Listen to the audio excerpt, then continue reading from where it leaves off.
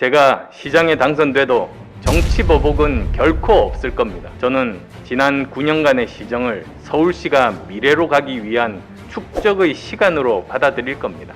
잘된 것은 계승하고 잘못된 것은 반면교사로 삼을 일이지 모든 것을 원점으로 돌려놓고 책임을 물어야 할 무의미한 시간이었다고 생각하지 않습니다. 시정의 사유화와 일방적 동원 과정에서 많은 서울시 공무원들이 느꼈을 좌절과 고뇌의 경험도 더 나은 서울시를 만드는 데 필요한 축적물이 되어야 합니다. 서울 미래비전위원회를 설치해서 지난 서울시정 9년에 대한 결산 작업에 착수하겠습니다. 서울의 변화와 혁신을 위한 미래전략 과제를 도출해내고 여기에 집중해서 문제를 풀어내고 성과를 만들어내는 새롭고 창의적인 시정을 선보일 겁니다.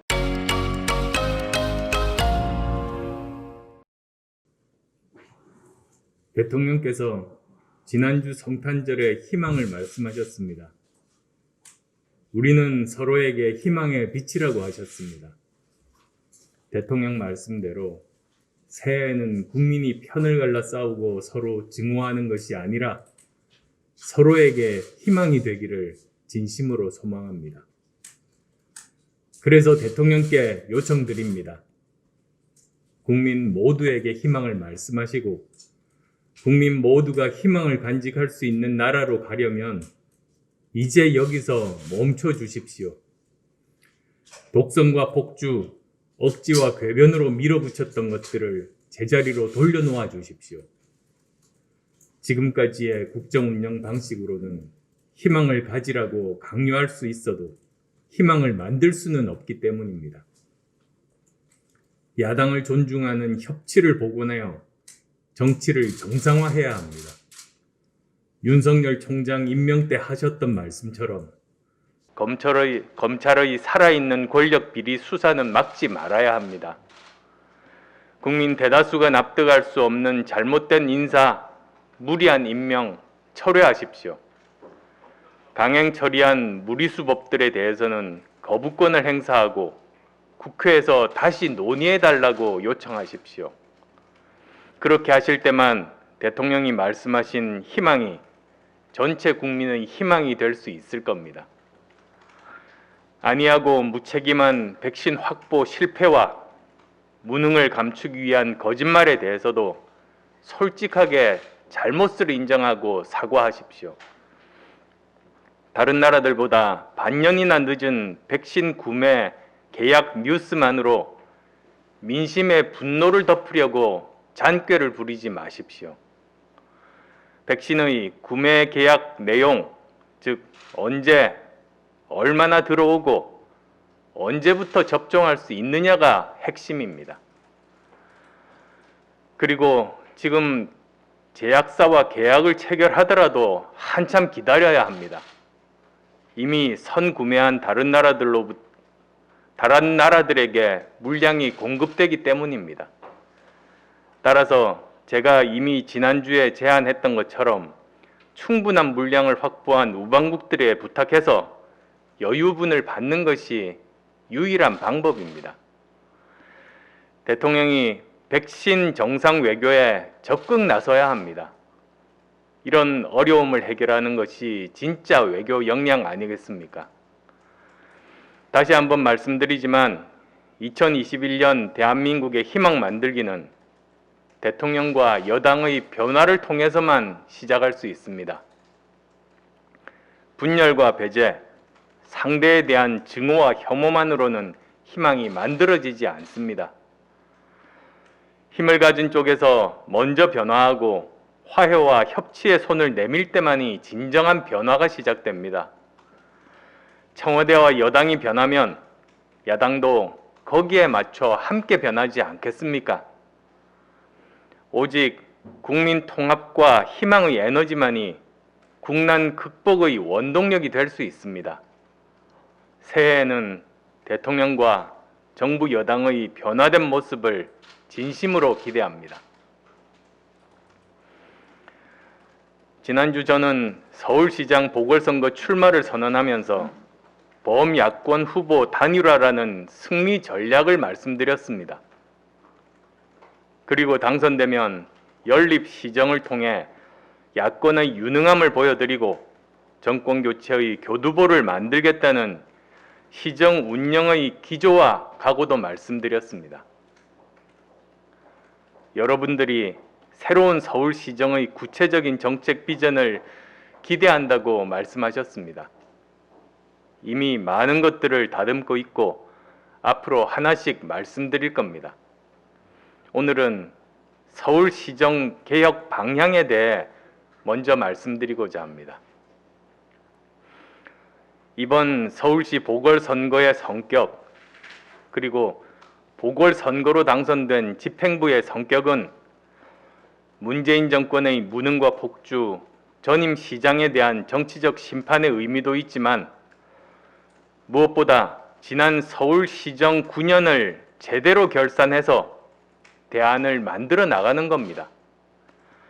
지난 서울시정 9년을 제대로 결산해서 성과가 있다면 이어받고 잘못된 정책은 바로잡아 미래 서울의 기초를 세우는 겁니다. 새 집행부가 모든 것을 갈아엎고 모두에게 책임을 묻는 청산에만 집중한다면 우리는 또다시 극심한 분열과 혼란에 빠질 것이기 때문입니다. 저는 문 대통령과 민주당 정권의 마구잡이 내로남불식 적폐청산 되풀이할 생각은 추호도 없습니다. 저는 새 집행부가 구성되는 즉시 정책 역량이 입증된 시민사회, 야권의 건전하고 능력 있는 정치인, 대학과 연구소 등 학계의 정책 전문가, 전문 기업인, 서울시 공무원 등으로 구성된 서울 미래비전위원회를 설치해서 지난 서울시정 9년에 대한 결산 작업에 착수하겠습니다. 그 결과 그 결산 과정과 결과를 투명하게 공개하고 시민의 의견을 반영하여 서울시의 새로운 시정개혁 방향과 미래비전을 다듬겠습니다. 미래지향적 의제를 시민들과 함께 만들고 시장은 이렇게 만들어진 개혁 의제를 실행하는 데 집중하겠습니다. 시장 개인의 정치적 욕망을 위해 시정을 사유화하는 것이 아니라 오로지 서울의 변화와 혁신 그리고 발전을 위해 역량을 집중해 나가겠습니다. 얼마 전 서울시 내부 사정을 잘 아는 분으로부터 소중한 충고의 말씀을 들었습니다. 전임 시장이 워낙 오래 시정을 장악하고 있었기에 어쩔 수 없이 시장의 사적 관심과 사업에 동원된 서울시 공무원들이 야당 후보 당선에 상당한 불안감을 느끼고 있다는 이야기였습니다. 그래서 저는 이 자리를 통해서 분명히 말씀드립니다. 제가 시장에 당선돼도 정치 보복은 결코 없을 겁니다.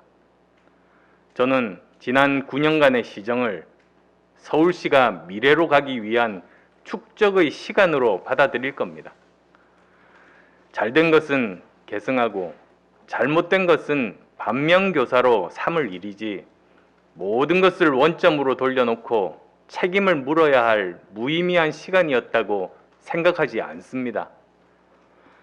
시정의 사유화와 일방적 동원 과정에서 많은 서울시 공무원들이 느꼈을 좌절과 고뇌의 경험도 더 나은 서울시를 만드는 데 필요한 축적물이 되어야 합니다.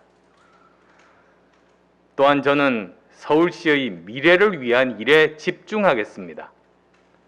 시장 개인의 관심사를 충족시키기 위해 일을 벌이고 공무원을 동원하는 일 결코 하지 않겠습니다.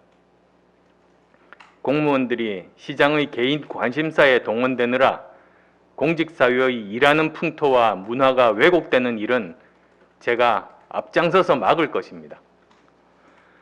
시장과 공무원은 모두 서울 시민의 동등한 공복으로서 새로운 서울시를 만들기 위해 함께 노력해야 할 동지입니다. 시장 눈치 보고 줄 서는 문화는 완전히 사라질 겁니다.